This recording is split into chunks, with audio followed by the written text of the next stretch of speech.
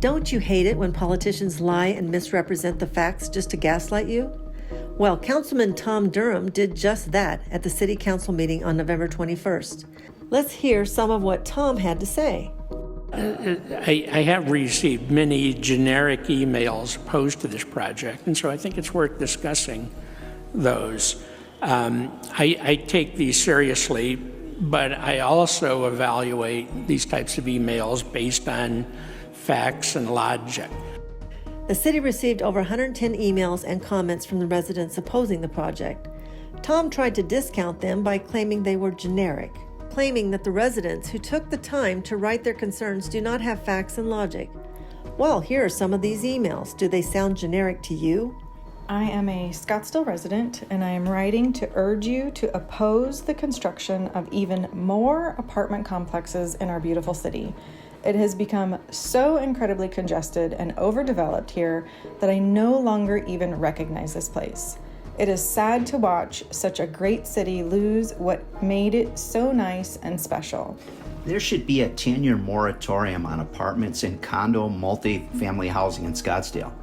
Hard no on this project. There are few or no homes within 750 feet of notification to protest, which should require a much larger radius notifying neighbors of what is potentially coming their way.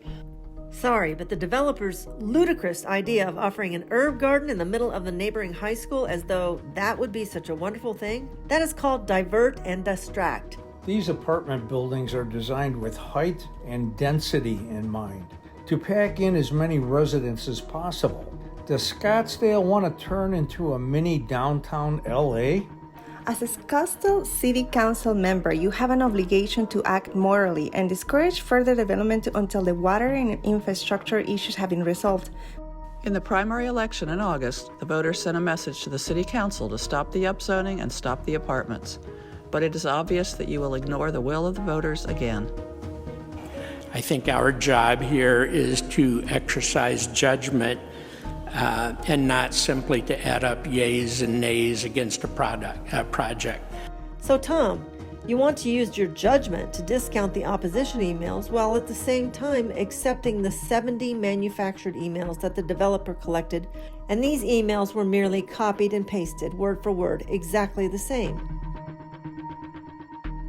There has been a lot of opposition to this project in emails, although none of the many emails I've gotten have shown up tonight.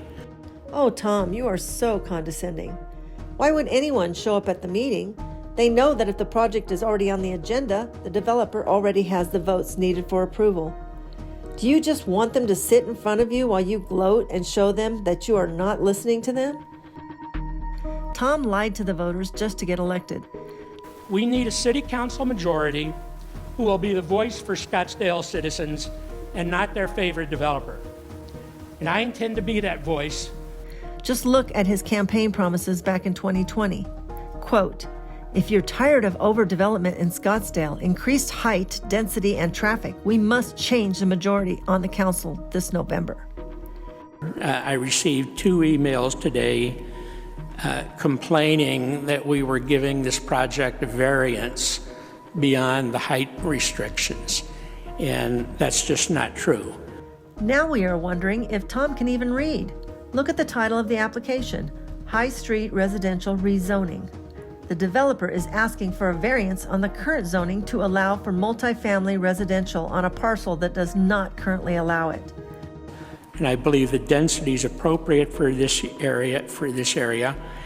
The mayor, who is an architect and is well versed on density issues, does not agree with you. So the density has been increased and doubled. That doesn't work for me. But when you start piling people on top of people, then we're not going to have the Scottsdale that we expect. Well, Tom, I think I would trust the mayor's evaluation before I would listen to your gaslighting. And there are no single-family homes nearby. And there aren't any single-family homes close by that I can see. Well, I guess in order to see them, Tom, you would have to go look, or at least pull up a map of the area. Obviously, you didn't do that. or you would have seen the 80 single-family homes on 1-acre lots, located just west of the shopping center past the high school. What many people don't realize is that water from multifamily housing is largely recycled and used again and again and again. Yes, Tom, water from multifamily housing is recycled just like it is for single-family homes. We can't shut the city down while we plan for the future and try to solve the water problem. So for all those reasons, I'm going to be supporting this project.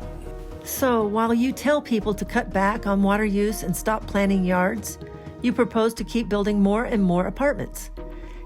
Can you be any more insulting to the residents who like their suburban lifestyle? I'm not a potted plant.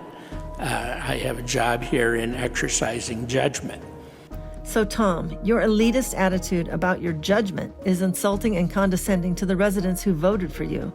In the next election, you can be sure the voters will certainly send one-term Tom back into retirement in 2024.